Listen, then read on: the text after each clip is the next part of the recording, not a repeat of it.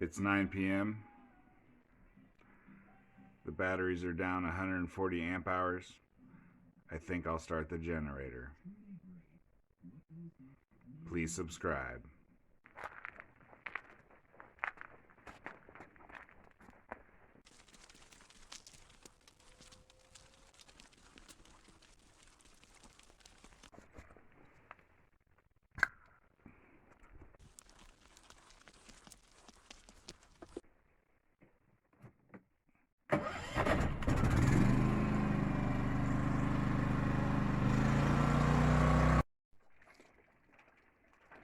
I ran this generator on propane and gasoline, and then I did some math. I won't bore you with that part, but here is the upshot. I looked up the national prices for propane and gasoline in January in the United States, and using $2.10 a gallon for propane and $2.35 a gallon for gasoline, it came out that gasoline gave you 9% more runtime, which is what you care about, for every dollar that you spend. For me, using gasoline is much more difficult than using propane, so spending that little bit more is definitely worth it. I don't have to go to the gas station. I can just have a big truck come and fill my big tank. Okay, here's the new generator. You can pause the video to read the stats.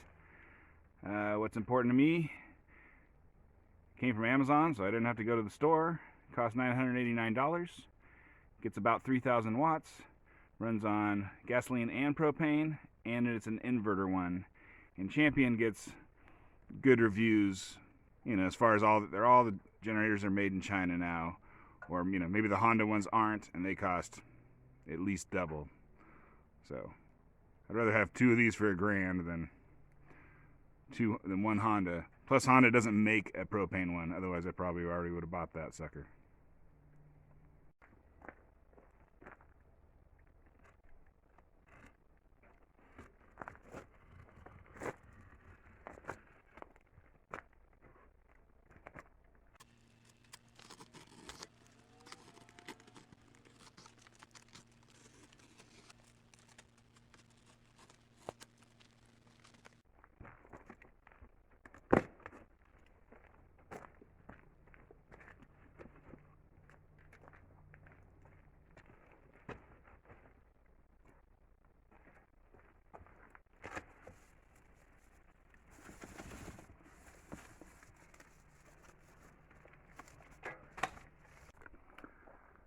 I would say it was packaged well.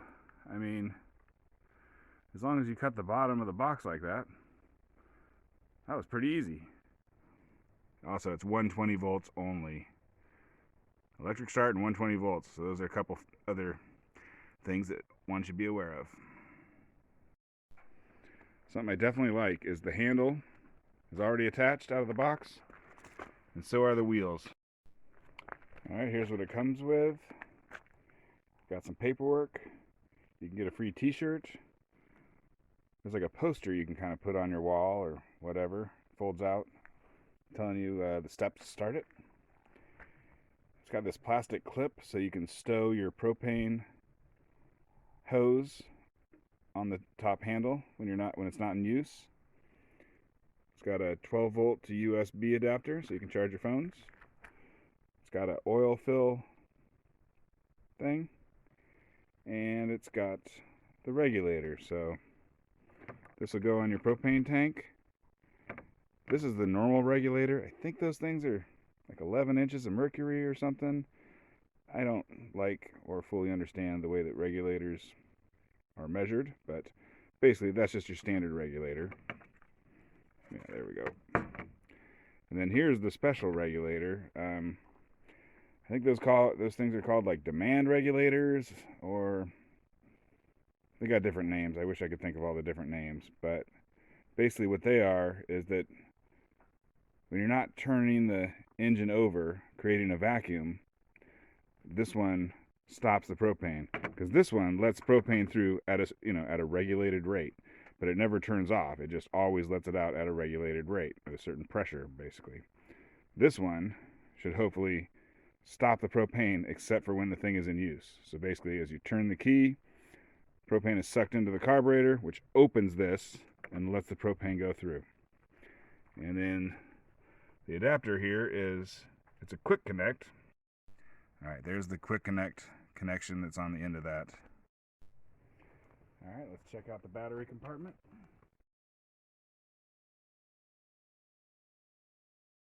You know, they don't connect the terminals during shipping because that would be not good. Let's check out the oil situation.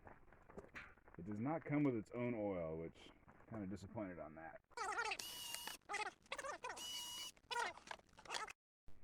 All right, here's something I was looking for. This little hose right here is how you drain the float bolt on the carburetor. And I believe you just turn this little screw to do so. Because if you're using it on gas and then putting it away for a long time, you do not want to leave gas in there. You want to run all the gas through the thing and then drain whatever is left through that guy. And then you should be able to store it. Or use it on gas and then you're switching to propane. Or I could easily see using it on gas and then switching to propane and never remembering to empty that. But anyways, there's the float bolt emptier. People, remember. So I want to be able to hook this thing up to house propane, which is already regulated correctly. So I don't need this part, but you do have to have this kind of regulator. And so I need to get an adapter to go from this to the house. And this thing looks like it's M12 by 1 millimeter threads. And it has a O-ring seal. And boy, these M12 by 1 stuff is not cheap. It's like 15 bucks for a little adapter on eBay. Oh well. I'm going to use this. I'm going to put this back on and use it for now, but I had to take it off to check the threads. Okay. I like to know how much oil you're supposed to put in instead of just putting it in and checking and putting it in and checking. So, book says 0.6 liters. So I took some duct tape and wrote that down, and I'll put that on the inside of this the thing that covers up where you get to the inside to do the oil. Here's an old bottle of oil I'm going to use, and here's a garage sale measuring cup, so that makes it real easy to get the right amount. And then you wrote toxic on there because you wouldn't want to use it for cooking. Let's make a little video about how you turn it on. So you hook it to the tank.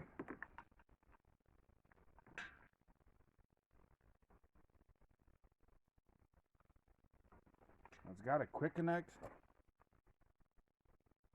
I mean, it looks like, an automotive or industrial quick connect, but it's a little different. It must be a special one for flammable gases. Then you got a little quick connect thing that it goes into. You got to pull back the sleeve and push it in all the way. Now you're ready to turn on the gas.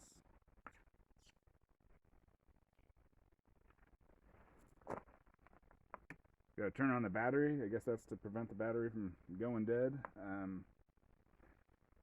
couple interesting things.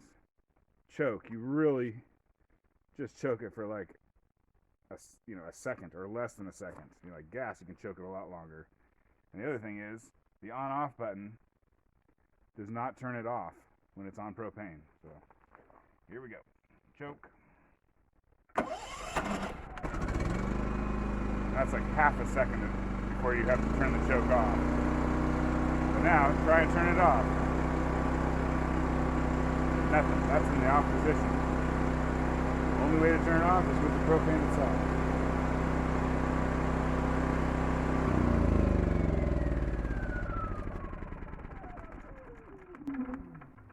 So I'm going to be using this to charge my solar batteries.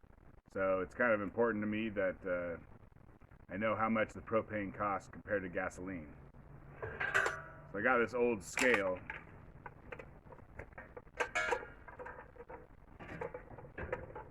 And I'm going to measure how many pounds of propane it takes to last however long.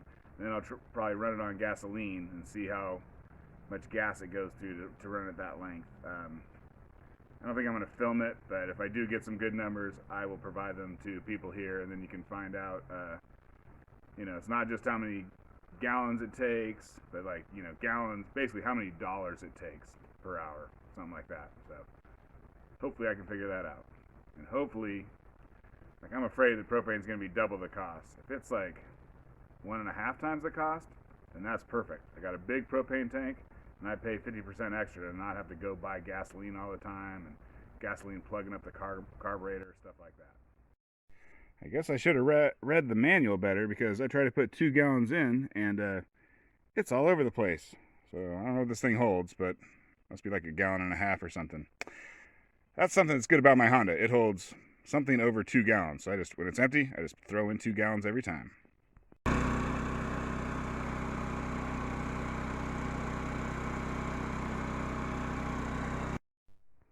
Alright, a very nice feature of this thing is that it has a hose attached to where the oil comes out. So you're not like running the oil through the shroud and then on the ground and all sorts of crazy stuff. You just put something under it and you're done.